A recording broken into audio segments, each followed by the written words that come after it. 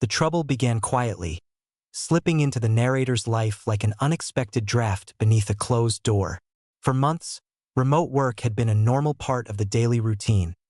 Routine enough that the hum of the computer, the muted taps of the keyboard, and the occasional rustle of paperwork had blended into the soft background of home life. Nothing about the setup seemed unusual. A laptop on a clean desk, a chair adjusted to ergonomic perfection, a mug of coffee always within reach. The neighborhood itself had settled into a comfortable rhythm as well. Lawns were trimmed, porches were swept, and the community exuded the calm predictability of an HOA-run suburban enclave. Precisely the type of place where people expected order to triumph over chaos. But beneath that surface-level calm, the HOA board had been drifting toward its own brand of hypervigilance. After the shift to widespread remote work, some members quietly decided that too many residents were enjoying a level of independence that they found unsettling. The board had always thrived on control, and remote work had introduced a new layer of ambiguity they couldn't comfortably regulate.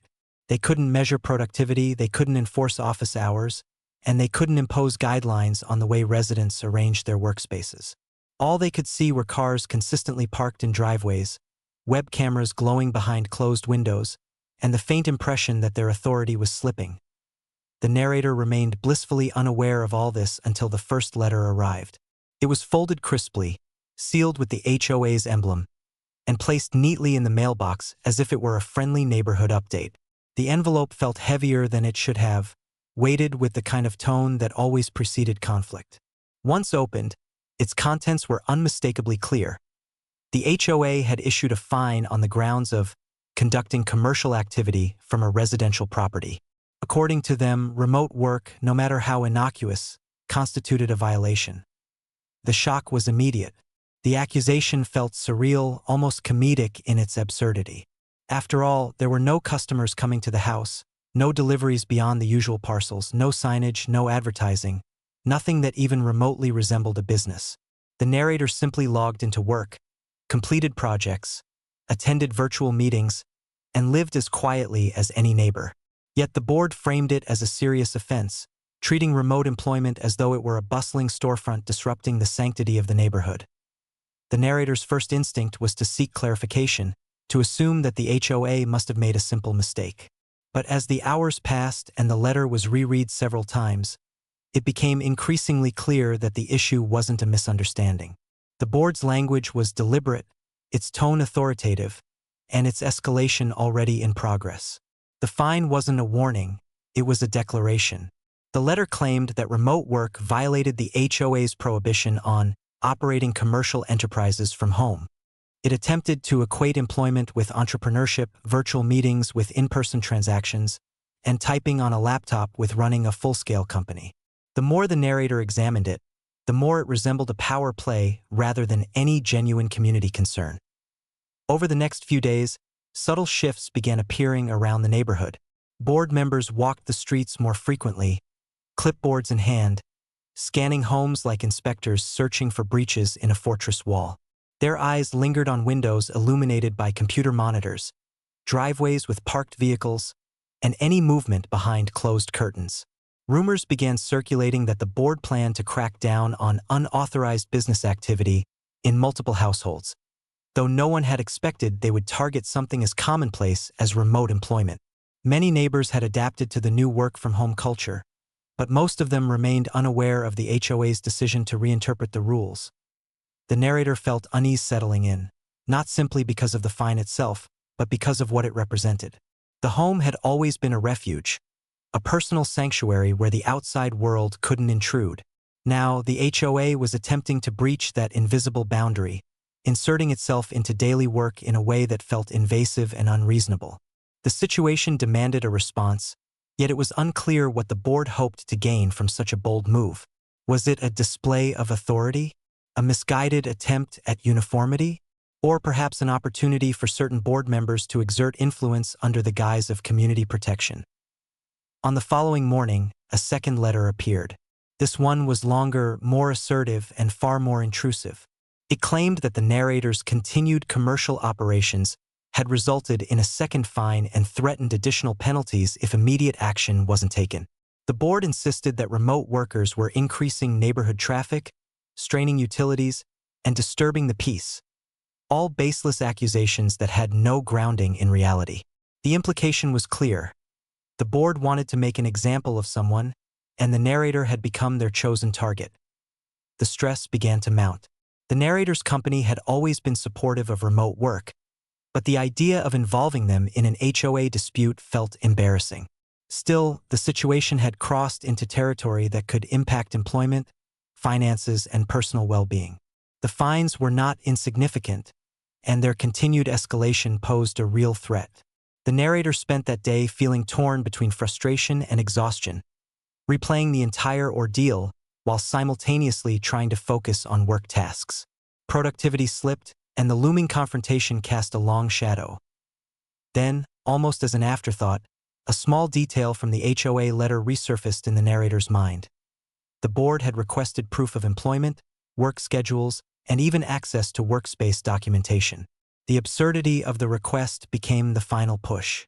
This was no longer simply an overreach, it was a violation. A line had been crossed. That evening, the narrator gathered every letter, photographed every page, documented every reference in the HOA bylaws, and drafted a concise summary of the entire ordeal. With a hesitant breath, the narrator sent everything to HR, not expecting much, but needing someone with authority to understand the situation. The company had always emphasized legal compliance, employee support, and respect for privacy. Perhaps, at the very least, they could provide clarity. The email was sent and silence followed. For a moment, it felt like dropping a stone into an ocean. But the next morning, something unusual happened. HR responded, not with a brief message or a simple note of acknowledgement, but with an entire legal department looped into the conversation. They had questions, concerns, and what appeared to be a growing sense of outrage on the narrator's behalf. As the narrator read the message, a subtle shift took place. The power dynamic that had felt so unbalanced began to tip. A new current formed beneath the surface, quiet for now, but unmistakably strong. And it was only the beginning. The response from HR marked the beginning of a shift that the narrator could feel even before understanding the full depth of what was unfolding. The company's legal team had not merely acknowledged the situation. They had treated it as a legitimate threat to the narrator's rights as an employee. The initial email from them was measured but unmistakably serious, outlining concerns about privacy violations, inappropriate demands for personal employment information, and potential breaches of state and federal protections for remote workers. Their tone suggested not only legal displeasure but a readiness to escalate matters quickly. The narrator felt a mixture of relief and apprehension. Relief that someone with authority recognized the severity of the HOA's actions, and apprehension because the situation had now stepped onto a larger stage. The HOA had acted as though their rules were the ultimate law within the neighborhood's boundaries, but the involvement of corporate attorneys introduced a new legal structure, one the board had likely never anticipated. The narrator gathered additional documentation as requested, including screenshots of work-from-home guidelines, copies of employment policies, and a timeline of every communication received from the HOA. The more information the narrator compiled, the clearer the pattern of harassment appeared. While this preparation unfolded, the HOA maintained its steady barrage. Each day brought a new letter, sometimes slipped under the door, sometimes placed in the mailbox, and occasionally left on the front porch as if the board wanted to ensure it would be found immediately. Their fines escalated in both dollar amount and accusations, growing more elaborate and imaginative with each passing notice.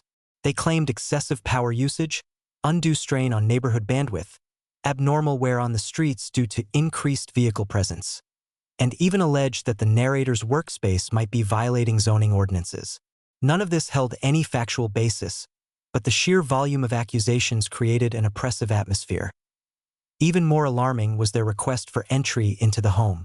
While framed as a routine inspection, the narrator recognized it as yet another overstep. Now they wanted to see the workspace, evaluate equipment, and determine whether the narrator was using the residence as a primary business location. The request was invasive, unsettling, and deeply inappropriate. The narrator refused, citing privacy and safety concerns, and documented the exchange meticulously. It soon became apparent that the HOA's behavior was not merely administrative. It was personal. Neighbors reported seeing certain board members lingering near the narrator's home, pacing with clipboards or pausing to glance through windows. A few even made remarks about keeping an eye on things, suggesting that the narrator's quiet work routine had somehow become a community spectacle.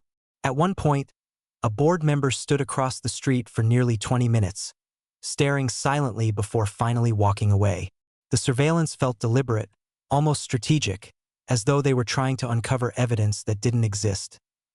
Meanwhile, the narrator's company had begun its own preparation.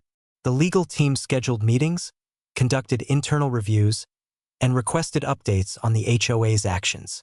Several attorneys specializing in labor compliance, tenant protections, and privacy law were now involved, each bringing a unique layer of scrutiny to the HOA's claims. They examined the wording of the letters, assessed the board's interpretation of commercial activity, and analyzed the demands made for documentation. Their conclusion became increasingly unavoidable. The HOA had crossed multiple legal boundaries. As the company's legal team gathered momentum, they asked the narrator to refrain from responding to any further HOA communications except to acknowledge receipt. Their intention was clear. They wanted to build a complete record of the HOA's actions before intervening. This directive brought a sense of calm to the narrator's routine. While the HOA continued its predictable pattern of intimidation, the narrator now had professional protection, a buffer between themselves and the relentless pressure of the board. The tension, however, was far from invisible. Neighbors began noticing the unusual activity surrounding the narrator's home. Some expressed quiet sympathy, admitting that they too had received questionable warnings from the HOA in the past. Others kept their distance, fearful of drawing the board's attention. Still others whispered rumors that the narrator's business was causing complications for the entire neighborhood. The inaccurate speculation only underscored the HOA's ability to manipulate perception, creating an environment where simple remote work had been transformed into a narrative of violation. Within the company's legal department, preparation gave way to action. A formal letter was drafted, long, detailed, and meticulously structured. It outlined every legal protection afforded to remote workers, cited violations of multiple privacy statutes, and highlighted the HOA's inappropriate demand for access to the narrator's residence and employment information. The tone was calm but unmistakably authoritative, reminding the board that corporate entities are not easily intimidated and that they had overstepped their authority in ways that could invite significant legal consequences. Before the letter was sent, the legal team met with the narrator one final time, ensuring that every detail was accurate and that the narrator understood what to expect. They explained that, depending on the board's response, there were several possible avenues for escalation, including filing complaints with state housing authorities and pursuing civil action if necessary. The narrator felt both supported and overwhelmed. The situation had spiraled far beyond a simple misunderstanding. It had become a conflict between a corporate legal team and a neighborhood board desperate to maintain control. With everything prepared, the legal team sent their formal response directly to the HOA's official contact address, copying every board member individually. The message was impossible to ignore. It stated clearly that the narrator's remote work was fully compliant with state laws, federal labor regulations, and all relevant employment statutes. It emphasized that the HOA's definition of commercial activity was incorrect, unenforceable, and rooted in misinterpretation rather than legal fact. It demanded the immediate withdrawal of all fines and notices, an end to harassment, and a full review of the HOA's policies concerning remote work. The moment the letter was sent, the narrator felt a subtle change, like the air in the neighborhood had shifted. The HOA, so quick and bold in its earlier pursuit, suddenly fell silent. No letters appeared for the next 2 days. No board members paced the sidewalks. No surveillance lingered near windows or driveways. It was as if the neighborhood had collectively paused, waiting for a response no one could predict. On the morning of the third day, an unmarked envelope appeared on the narrator's porch. Its contents were brief, curt, and laced with thinly veiled resentment. The HOA announced that it would review the situation with its legal counsel and temporarily suspend all fines and notices. The board claimed it needed additional time to evaluate its interpretation of community rules. It was not a surrender. Not yet, but it was the first crack in the board's once confident armor. And the next chapter would reveal just how deep those cracks were destined to go. The HOA's terse, begrudging pause created a vacuum in the neighborhood. A tense, expectant stillness broken only by the soft hum of daily life resuming around the narrator's home. But beneath that quiet surface, the board was scrambling. Their confidence, once so unwavering, so visibly displayed through relentless letters and rigid posturing, had begun to erode. The attorney's message had struck not only at their authority but at the very foundation of their assumptions. For years, the board had operated with minimal resistance, believing their interpretations of the rules were unchallenged fact. Now, confronted with a detailed legal breakdown, they faced a truth they had never prepared for. Their power had limits. In the days following the letter, subtle signs of disarray began to emerge. The board members who once patrolled the neighborhood with clipboards now kept their distance, appearing only briefly and avoiding eye contact with residents. The HOA's online portal, usually updated with smug efficiency, went untouched. Notices that typically announced minor infractions or upcoming meetings fell silent. Even the weekly landscaping bulletin, something the board never forgot, was conspicuously absent. Neighbors, sensing the shift, began whispering theories. Some believed the HOA had received a legal threat so severe that they were preparing for an internal overhaul. Others speculated that individual board members were facing personal liability, prompting them to retreat. A few residents, emboldened by the board's sudden silence, even joked quietly about finally being free from arbitrary citations and unwarranted fines. The narrator kept a low profile, watching as the community swelled with an undercurrent of curiosity mixed with cautious hope. Behind the scenes, the narrator's company continued monitoring the situation. The legal team remained involved, reviewing updates and ensuring the HOA made no attempt to escalate or retaliate. They prepared additional documents in case the board attempted to reassert authority. The calm professionalism of the legal team contrasted sharply with the HOA's frantic disorganization, highlighting the imbalance between structured legal oversight and the board's poorly grounded attempts at control. Finally, nearly a week after the attorney's letter, the HOA sent an official notice announcing an emergency board meeting. The message was brief, lacking its usual tone of self-importance. It simply stated that the meeting would concern recent legal matters and policy interpretation. The wording betrayed the board's discomfort. Even in writing, they avoided directly referencing the issue that had triggered the crisis. Residents buzzed with curiosity, and though the meeting would not be open to the community, everyone understood that its outcome would define the neighborhood's future. The narrator waited with quiet anticipation. The HOA's attempt to regulate remote work had been so absurd, so detached from legal reality, that the impending reckoning felt almost inevitable. Yet there remained an undercurrent of nervousness. The board had shown itself capable of pettiness and spite. There was always the possibility that they would double down, clinging desperately to authority despite the mounting pressure. On the day of the meeting, cars belonging to board members lined the street near the community clubhouse. Their presence symbolized the final stand of a council that had operated unchallenged for too long. Hours passed as the meeting dragged on, its duration stretching beyond the usual predictable schedule of HOA discussions. Residents lingered nearby, moving quietly through their routines while occasionally glancing toward the clubhouse, as if waiting for smoke signals to emerge from the roof and announce the fate of the neighborhood. By late evening, the board finally dispersed. Unlike previous meetings, where members exited briskly with an air of superiority, they emerged slowly, speaking in low, tense tones. Their posture had changed. Shoulders once held high now slumped. Steps that were once confident now faltered. The power dynamic that had defined the HOA for years had shifted, and everyone could sense it. The next morning, an envelope appeared in every resident's mailbox. The narrator retrieved theirs with steady hands, the paper still warm from the sun. This time, the envelope lacked the crisp formality the board once prided itself on. The paper was slightly uneven, as though hastily stuffed. The emblem, usually stamped with precision, was faint. These small imperfections reflected the chaos that had unfolded behind closed doors. The letter inside was nothing short of a full retreat. The board announced a complete withdrawal of all fines and notices related to remote work, acknowledging that their interpretation of commercial activity had been incorrect. They admitted that remote employment did not violate the community's rules and that privacy laws prohibited their earlier demands. The letter also stated that the board would conduct a review of its enforcement procedures and consult legal professionals before issuing any future citations of similar nature. Though carefully worded, the message carried the weight of humiliation. The board had been forced to concede publicly, an event that had never occurred in the neighborhood's history. Its once firm authority had fractured under the pressure of external legal scrutiny, exposing the limits of its power.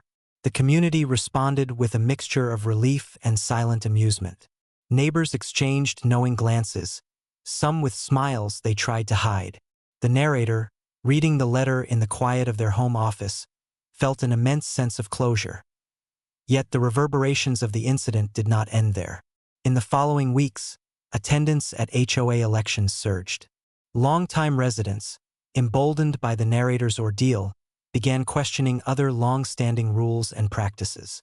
Proposals for transparency reforms circulated among homeowners. Residents who had once remained silent out of fear of retaliation now spoke openly about past grievances. It became clear that the narrator's situation had sparked not just a legal correction but a cultural shift, a willingness to challenge unjust authority rather than endure it quietly. The narrator's company reached out once more, expressing satisfaction with the outcome and reaffirming their support. They encouraged the narrator to continue working from home without concern, emphasizing that their rights had been firmly protected. The narrator, with renewed peace of mind, resumed a normal routine. The hum of the computer reclaimed its gentle presence in the household, no longer shadowed by fear or anxiety. Over time, the HOA continued its attempts to regain credibility. New board members were elected, older ones stepped down, and the community gradually carved a path toward fair governance. While the memories of the incident lingered, they served as a reminder of how quickly authority could be misused, and how powerfully it could be challenged when confronted with knowledge, preparation, and collective support. The narrator never sought to become a symbol of resistance, but the events had carved their story into the fabric of the neighborhood. What began as a simple fine had evolved into a turning point, one that reshaped not just personal circumstances but the dynamic of the entire community. And in the quiet moments of the home office, where sunlight stretched across the desk and work resumed uninterrupted, the narrator finally felt the freedom that should have never been questioned in the first place. The HOA's attempt to penalize a remote worker had collapsed under its own misguided ambition. And in the aftermath, a new understanding settled over the neighborhood. Authority, when unchecked, must always answer to the truth.